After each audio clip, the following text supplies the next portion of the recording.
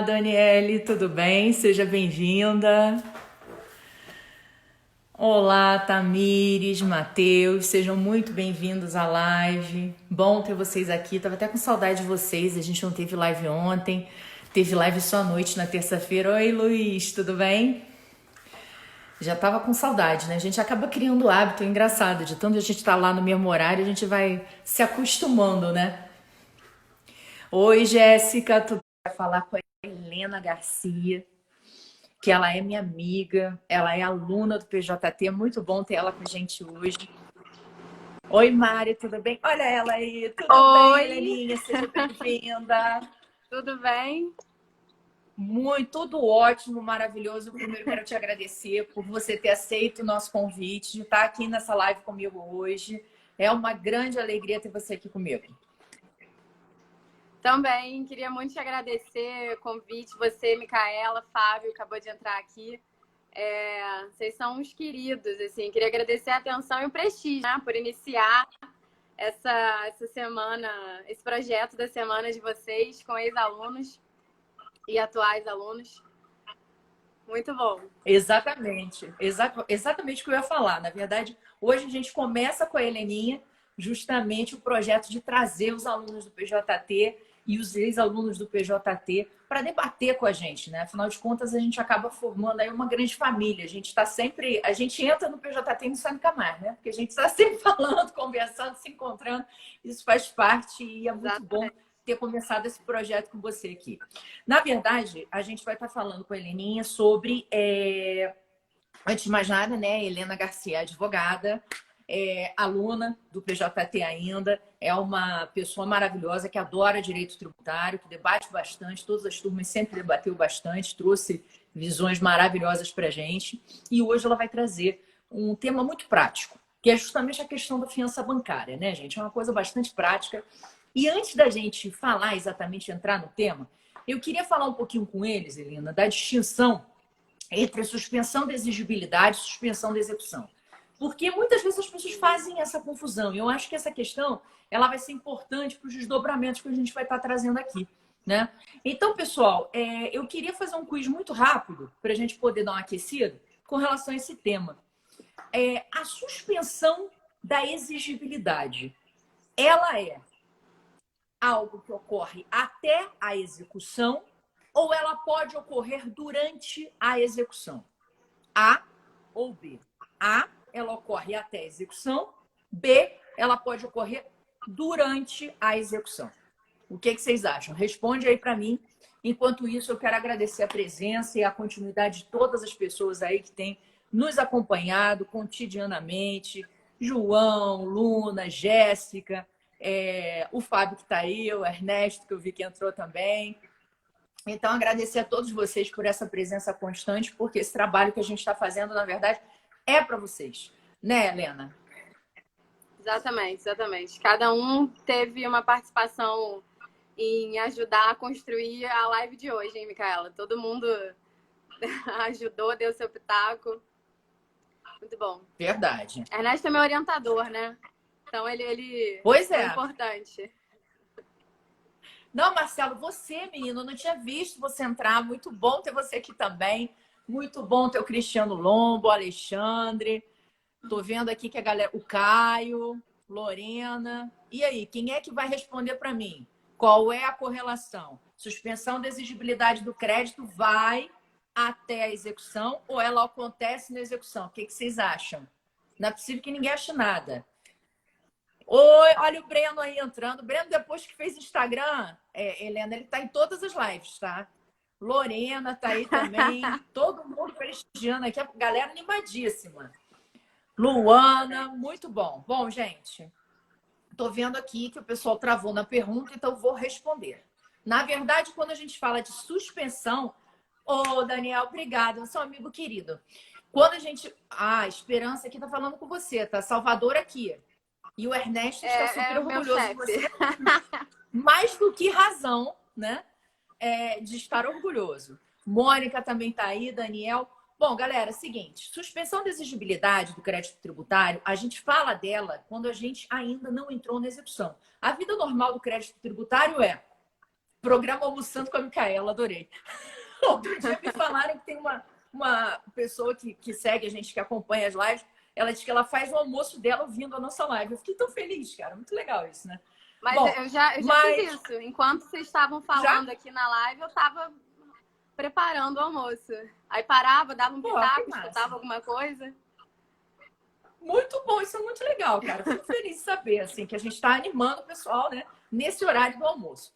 Bom, suspensão de exigibilidade, gente, vai até o momento que o crédito executa. A vida do crédito tributário começa com o lançamento, você tem exigibilidade, se não houver suspensão, vai ocorrer a inscrição em dívida ativa e, obviamente, a cobrança de execução fiscal. Depois que cobrou na execução fiscal, você está falando de suspensão de execução e não mais de suspensão de exigibilidade. É bom ter isso na cabeça, até para a discussão que a gente vai travar aqui. Minha linda, agora eu queria que você falasse para o pessoal, desse um overview relativamente a esse tema aí de fiança bancária. Vamos lá. Primeiro eu queria começar justificando a minha escolha do tema. A gente tinha alguns temas a serem tratados, alguns julgados que são relevantes, mas dentro do cenário que a gente vive hoje, de excepcionalidade total, e que a gente vai começar a tratar muito de substituição, por exemplo, do depósito com a fiança, tá bombando aí de decisão e pedidos de liminares, é bom a gente voltar, dar um passo atrás para entender o que está acontecendo com a fiança bancária, no que ela pode ser comparada e no que o contribuinte pode pedir, né? Se é a certidão, se é a suspensão. E o outro ponto é porque esse caso, principalmente 1.156.668, ele me parece muito a cara do PJT, né? Ele vem de um processo originário muito ruim, muito bagunçado, um pedido truncado, uma decisão que confunde os conceitos e aí decisões que vão só confirmando essa decisão ruim, na verdade, para chegar no STJ e ser arrumado. Nesse caso, o Fux faz um distinguishing muito claro, assim, muito clássico, né? Ele pega o julgado anterior da certidão, que é 1.123.669, que a gente vai falar também, e fala, ó, nesse caso não se aplica aquele lá que a gente julgou, e claramente faz essa distinção de por que as consequências vão ser diferentes aplicando o 151 do Código Tributário Nacional, que é o grande resolvedor disso aí, né? O artigo que vai resolver essas duas questões. Então, é suco de PJT isso aí, puro, por essência. E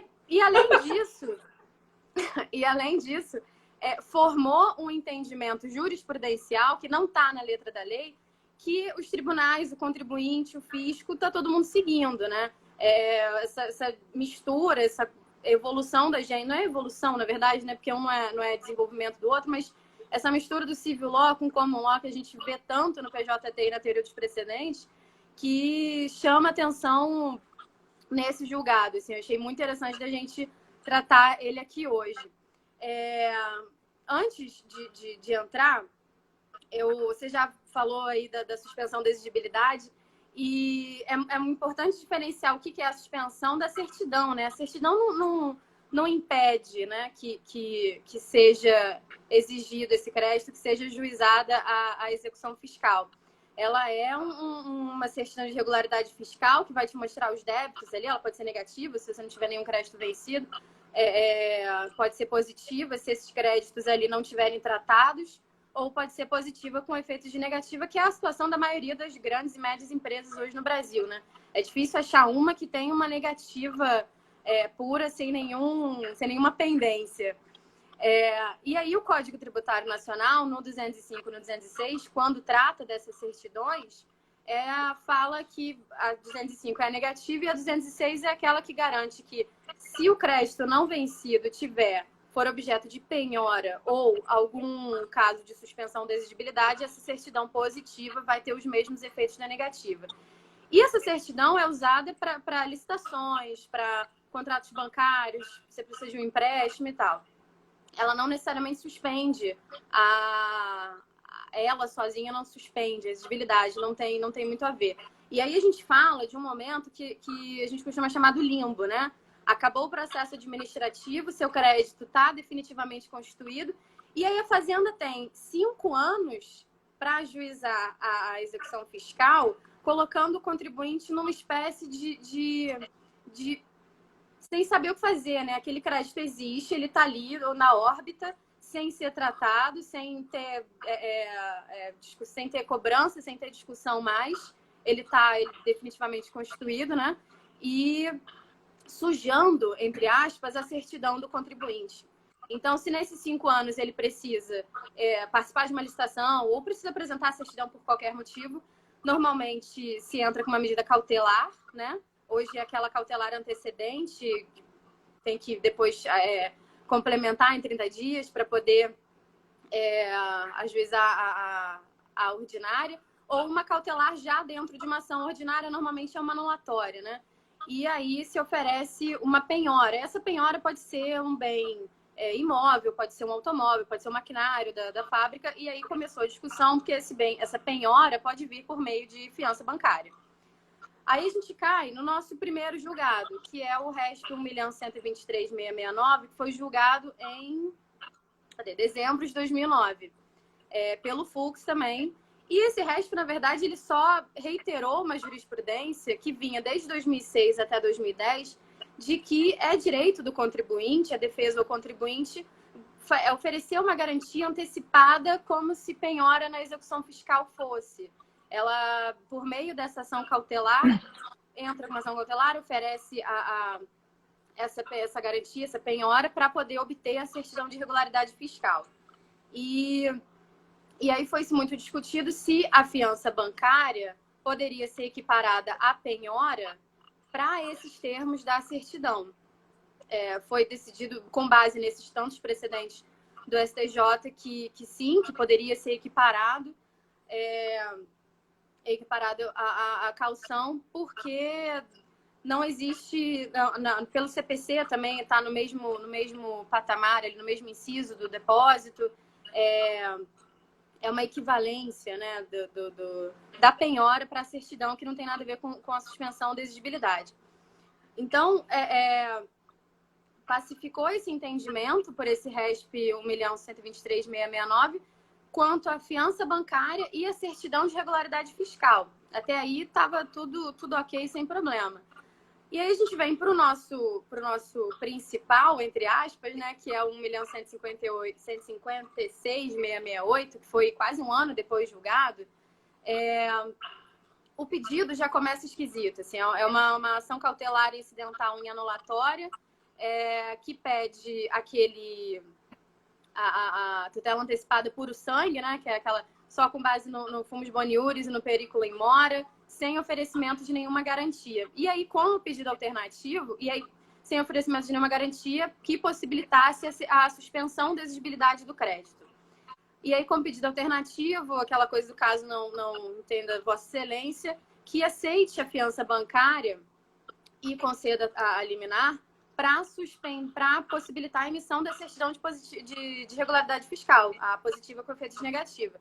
Só que a inicial do contribuinte nessa ação era toda baseada na necessidade da certidão e não da suspensão da exigibilidade. Na hora do pedido, ele mescla ali as duas coisas. E o juiz de primeira instância vai na onda dele, defere com a fiança bancária sob pena de restauração da exigibilidade do crédito. Quando a União agrava de instrumento, que é uma decisão interlocutória, agrava de instrumento do TRF, o TRF decide que a fiança bancária é equiparável a depósito integral por causa do artigo 9º, parágrafo 3º da Lei de Execuções Fiscais. O artigo 9º é aquele rol que tem nas possibilidades de oferecimento de garantia para embargos, e dentro desse parágrafo 3º ele equipara depósito, fiança e seguro-garantia. Então, com base na LEF, o TRF decide que aquela decisão é válida e que, portanto, teria que ser mantida. Quando chega no STJ e o Fux afeta a recurso repetitivo, ele faz ele completa o carnaval ali na decisão dele. Assim, ele fala que a hipótese que seria analisada é a substituição de depósito judicial por fiança bancária. quiséramos nós estarmos discutindo isso aqui hoje de uma maneira tão firme, né? Um entendimento tão pacificado. Não sei, né? Se fosse contra, a gente não ia estar gostando também de falar. Mas ele fala isso, ele nos tem aí, assim, substituição do depósito para fiança bancária nos termos do 151 do Código Tributário Nacional e da súmula 112 do STJ, que fala que o depósito somente em dinheiro integral suspende a exigibilidade. Com isso, ele foca a discussão só na suspensão, nas hipóteses da suspensão e na substituição, que não foi requerido em momento nenhum. E aí no acórdão isso é esclarecido, eles arrumaram lá a casa e tal, e aí falaram assim, então, se o problema é esse, aí ele começa a fazer esse distinguish. Ele fala, para certidão, o STJ já decidiu, a fiança bancária por si só, ela pode ser equiparada à penhora lá da execução fiscal, com depósito integral, e, portanto, o contribuinte pode, sim, obter a certidão positiva com efeito negativo.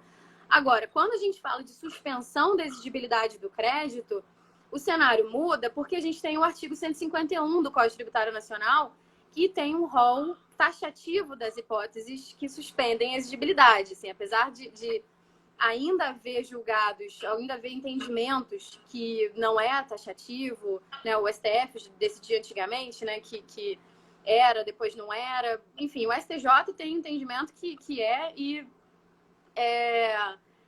que é taxativo fora daquelas hipóteses ali do 151, não existe possibilidade de suspender o crédito. E aí, com isso, como a fiança bancária não está nesse rol taxativo do 151, o entendimento é que ele sozinho não poderia suspender a exigibilidade. E aí, aliado a isso, vem uma jurisprudência... Oi? Eu queria até pegar um gancho, Helena, antes da gente evoluir nesse ponto aí que você acabou de falar. Aliás, depois do relato da Helena, eu acho que ninguém tem dúvida de como o direito tributário pode ser divertido. Veja que melê foi essa ação judicial que você acabou de retratar, né? A confusão que aconteceu ali, no mínimo, te distrai, né? Então, veja Exatamente. Bem, eu queria que você falasse sobre... A União ali de bobeira ainda levou uma multa, Micaela. A única sensata no processo inteiro estava tentando esclarecer o que estava acontecendo, ainda levou uma multa de 1%, depois no STJ caiu, mas ali, de bobeira, levou uma multa no TRF. Nunca vi isso. Que louco. Não, é diversão clara, né? Direito tributário é divertido. Mas o que eu queria perguntar para você é o seguinte, falando aí, né, realmente a gente não pode considerar a fiança bancária como integrando o rol do 151. Isso não tem a menor lógica. Agora, a questão é, a fiança bancária ela pode ser utilizada como suporte para liminar? O que você acha de a gente utilizar a fiança bancária como contracautela? É alternativa, né? É quando a gente... Já que o pessoal gostou aí do pedido da tela antecipada por o sangue, é alternativa a esse pedido, né? Quando a gente pede... Estão presentes o fumus boniuris e o periculum in mora, e se o juiz ainda não está se sentindo confortável ou no mínimo, não é uma alternativa, né? Mas assim, é mais um item ali para a União aceitar aquilo ali e tal. E, normalmente a gente oferece uma fiança bancária, uma fiança como suporte, né? Eu acho que é um pouco disso que a gente trata. E costuma passar, né? Então, aí a suspensão vem, na verdade, pela tutela antecipada, que é o 151, inciso 5, né? É por aí que vem a suspensão da exigibilidade, não só pela fiança bancária. Então, sozinha, quando você apresenta a fiança, ela realmente não suspende, porque não está no rol, mas aí a gente consegue uma alternativa junto com a tutela antecipada clássica do CPC, conseguir a suspensão da exigibilidade, né? Eu acho que é meio por aí. É o que a gente faz, né? É muito difícil conseguir uma tutela antecipada, eu acho, pelo menos, sozinha, né?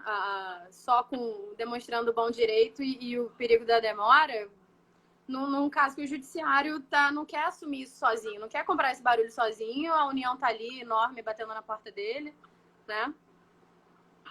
Liminar puro sangue, como você falou, é uma coisa difícil. Para ganhar, você tem que estourar um champanhe em homenagem. Ganhou, opa! Né?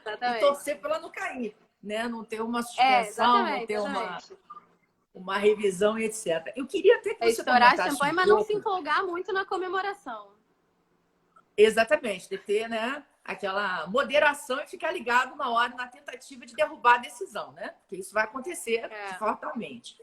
Aí, nesse contexto que a gente está vivendo, né, Heleninha, de coronavírus, de custos altos que as pessoas estão sofrendo, que as empresas estão sofrendo, ausência de receita, o processo tributário ele acaba gerando um custo a mais, uma preocupação a mais.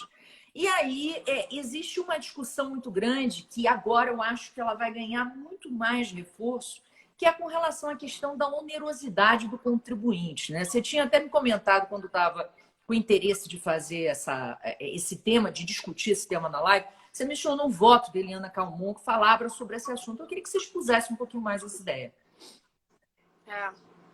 O voto da Eliana, da Eliana, né? Minha íntima. O voto da Eliana Calmon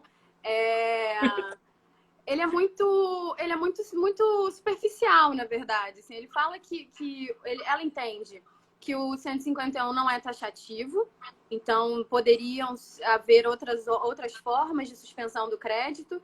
E aí ela vai para aquele argumento consequencialista de que é muito caro você arrumar dinheiro e você tirar do próprio caixa, que serviria para ou reinvestir ou pagar folha, você depositar e ficar ali 8, 10 anos parado, né? No processo judicial raramente dura menos do que isso. Então, por isso que ela admite, é o único voto divergente, mas porque ela admite isso, que a fiança bancária poderia, por causa dessa extrema onerosidade.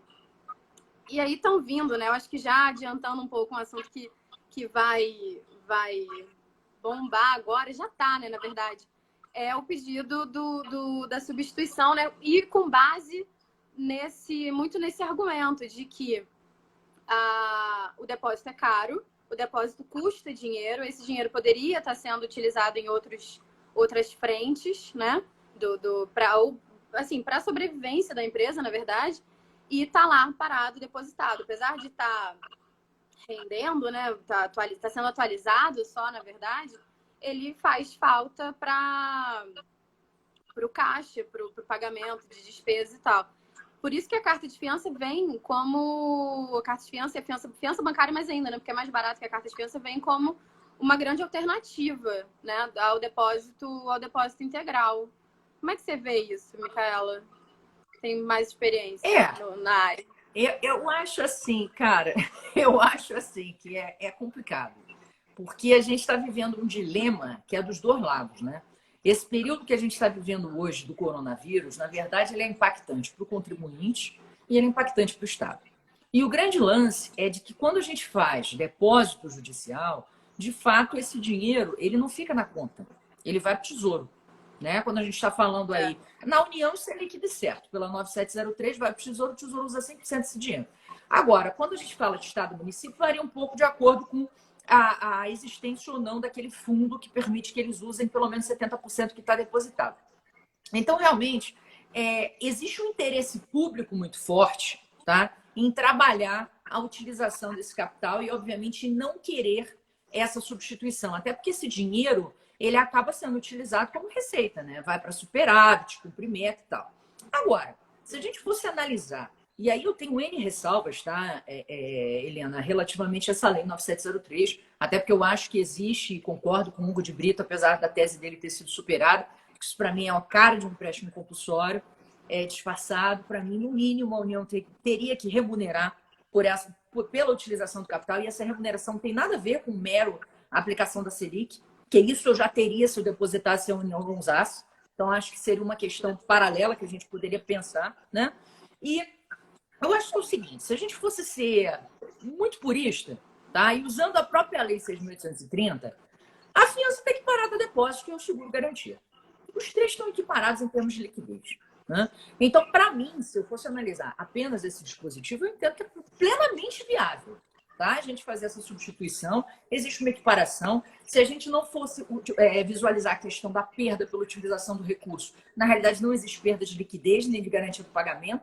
Então, ao fim e ao cabo, eu não deveria nem estar pedindo isso porque eu estou com o coronavírus. Eu deveria pedir isso por uma questão de haver a substituição natural pela própria lei. Equivalência.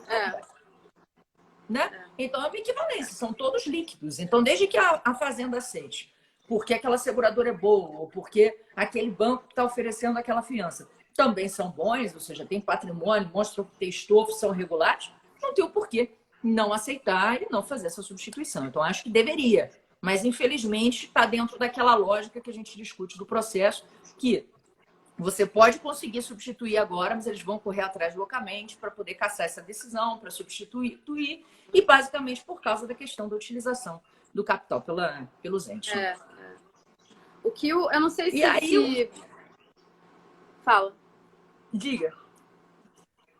Mas eu não sei se por influência desse pensamento também mais pró-União, pró-Fazenda, na verdade, o Fux fala em mais 2 aspectos ali no voto dele contra a carta de fiança, que ele traz lá do Código Civil, né, da fiança comum mesmo, que são o benefício de ordem, né, o credor, o fiador, ele pode oferecer os bens do devedor antes dos seus próprios, e o outro que eu acho um pouco mais grave, que ele pode se tirar do negócio, ele pode simplesmente não com um aviso lá de 60 dias e tal, mas ele pode não querer mais ser fiador.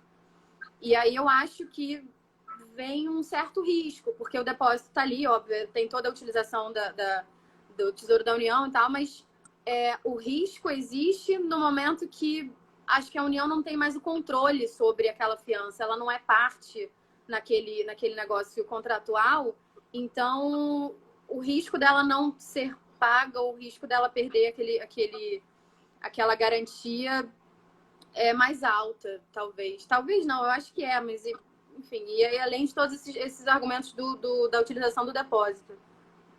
Sim, a menor necessidade. Que essa parte aí a gente pode até superar, porque já existe uma tendência dos entes públicos aceitarem cartas de fiança quando há renúncia a essa faculdade.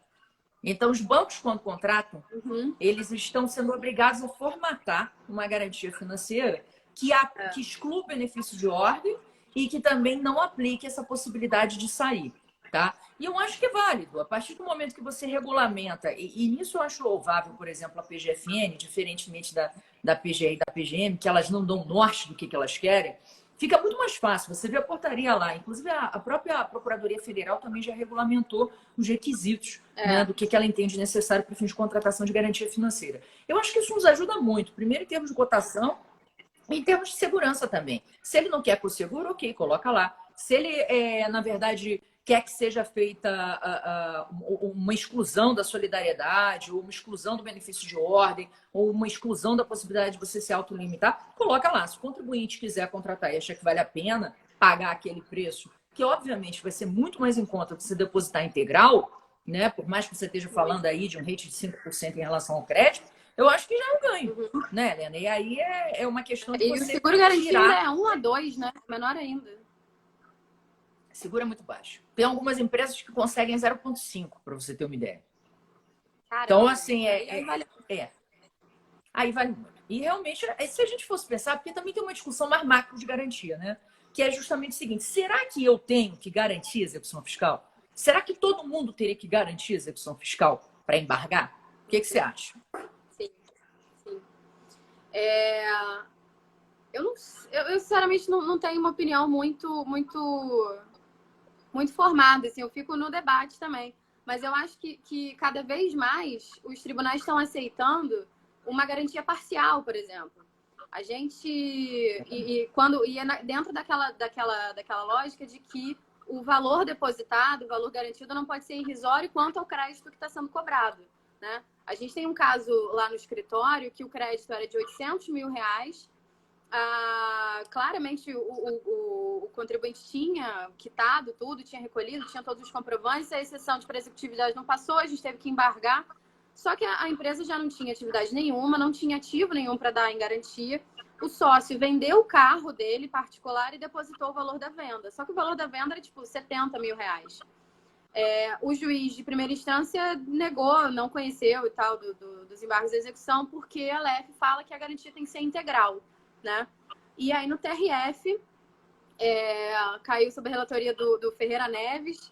A gente estava desacreditado e aí fomos despachar com a Letícia. A Letícia puxou um voto divergente nesse sentido. E aí o Luiz Antônio Soares acompanhou, o que foi surreal. Fantástico. E aí, pelo fórum qualificado Fantástico. foi um acontecimento aquilo ali. E aí, pelo fórum qualificado, a gente conseguiu.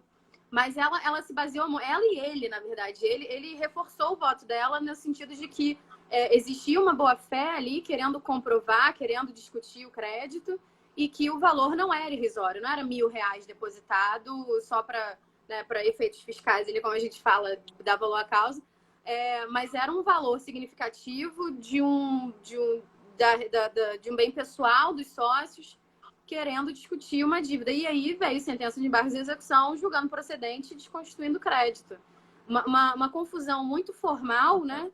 Antes só para a gente ter ali depois uma decisão favorável, porque o crédito já realmente não era devido. Não, sim, suspenderam eu acho absurdo. Não suspenderam o curso de execução fiscal. A Lorena perguntou aqui. Não suspenderam o curso de execução fiscal, continuaram atrás da empresa, que já não estava no endereço, e aí foi uma confusão. E aí, quando saiu a sentença de mérito nos embargos de execução fiscal, a gente conseguiu suspender a execução fiscal. Foi Não, perfeito. E nesse caso, assim, o pessoal aqui está falando que foi milagre, a galera está quase pedindo para você abrir um champanhe em homenagem a essa decisão no TRF, tá? Mas vamos lá. O que eu acho aí é que é o seguinte, a suspensão da execução em si, nesse caso, como você já está com dinheiro colocado, ela não tem um efeito muito grande, tá? Porque, tudo bem, ele vai continuar correndo atrás e tal, dos bens, do patrimônio, até que você tenha uma decisão de mérito. Mas você não tem risco de liquidação da garantia, porque ela já está líquida, e você também não tem risco de conversão em renda, porque a conversão só se dá quando efetivamente você tem a finalização do processo com trânsito em julgado. Agora, o que me vem quando você me contou essa história é questão de direito de ação, né? Como é que eu vou impedir o cidadão de apresentar uma defesa que ele não depositou integral, que ele não poderia fazê-lo? Exatamente. Né? Ou seja, a direito de ação claramente violado. Então, e jurisprudência do STJ pacífica nesse sentido. Ou seja, de que realmente quando a pessoa comprova que não tem condições ou não tem condições parciais de garantia integral, que não pode ser negada a possibilidade de ele oferecer a defesa dele, que no caso da execução seriam os embargos, né? É o mínimo de você contrapor valores e valorizar mais uma questão formal, como você muito bem colocou, do que a questão de mérito. Veja que absurdo. No final, você chegou à conclusão no mérito de que realmente aquela cobrança era absolutamente indevida. Exatamente. E o CPC, o novo aí, tá exatamente nessa linha, né? Não é relativizar, mas é flexibilizar um pouco esses aspectos formais, quando o material é muito mais importante. Enfim, os tribunais aqui de baixo continuarem aplicando, não os tribunais, mas os juízes mesmo de primeira instância, continuarem aplicando o entendimento que o STJ já falou que é daquela forma, a gente vai cair numa outra discussão eterna aqui para mais de 10 lives, né? Não tenha dúvida. A Daniela mencionou aqui algo que eu acho bastante relevante. De fato, tá, Daniela? O direito de ação ligado à ampla defesa contraditória. Como é que você vai se defender, meu Deus, com relação àquilo se você tem, de fato, ou seja, um conjunto constitucional de peso, né, contra a exigência da garantia. E o direito à petição também, né, que você falou. Exatamente, tudo. E aí uma coisa que você mencionou que eu achei muito legal é justamente isso. O novo CPC ele trouxe, por meio, por exemplo, no negócio jurídico processual, a possibilidade de você flexibilizar essas exigências formais, né? E você deixar isso mais de lado, porque o objetivo maior do processo é você analisar efetivamente se aquela cobrança é devida ou não. Bom, Helena, eu achei assim fenomenal a live. Acho que você trouxe pontos assim muito interessantes e práticos, que eu acho que é o mais importante para quem está assistindo, para quem está com problema, o pessoal aqui falando que tem caso no escritório assim. Então, assim, eu acho bem legal. você está trazendo esses conceitos aí para a gente e nos iluminando com relação a essas dificuldades do dia a dia. Então, eu queria te agradecer profundamente pela presença nessa live, por ter aberto comigo essa semana, onde os alunos e os ex-alunos vão estar aqui falando. Muito legal, uma honra muito grande ter você aqui comigo. E eu queria te passar a palavra para falar com o pessoal que está aí. Nossa, agradeço muito, muito de novo, né? Você e Fábio, o PJT tem uma proposta de focar na jurisprudência e de ver o direito tributário de uma forma um pouco diferente do que a gente está acostumado a ver, né? Eu fiz IBET e aí era doutrina o tempo inteiro. Você partir, de repente, para uma coisa totalmente prática e jurisprudencial é muito bom. É uma outra dinâmica, é uma outra visão. Obrigado por essas lives todas. Nesse período de quarentena que a gente está dando uma pirada aqui, é importante ter vozes e conceitos sendo trazidos todos os dias para a gente, que diminui um pouco essa sensação de que, né, do caos, da pandemia, dessa coisa pandêmica e pandemônico, né? Muito obrigada a vocês, que isso tudo passe logo e fiquem em casa, pelo amor de Deus. Se vocês não têm o que fazer na rua, não saiam. Não é? Agora, uma coisa que eu deixei de falar, tá todo mundo aqui elogiando, dizendo que você é uma advogada maravilhosa, que você é uma advogada puro sangue, é mesmo. Além de ser uma pessoa maravilhosa também, para quem não conhece. Eu queria falar uma coisa, ela é professora do nosso curso online, do PJT com a tutoria jurídica, tá? Então, ela já tem aulas lá, que em breve vão ser disponibilizados para os nossos alunos, alguns deles estão aqui assistindo a gente. Então, já sabe, aguardem ansiosos, porque tem coisa boa vindo por aí. Bom, pessoal, obrigada mais uma vez por tudo. Beijo grande para todo mundo. Amanhã a gente vai ter uma live aqui, inaugurando também um novo bloco, que vai ser de jurisprudência, de processo civil com processo tributário. E na segunda-feira a gente tem uma nova aluna do PJT falando aqui com a gente, que vai ser a Mônica Pinho, que está aqui assistindo também. Então, a gente aguarda vocês nas próximas lives. Beijo grande, Helena. Beijo grande a todo mundo. Até a próxima. Obrigada a todo mundo.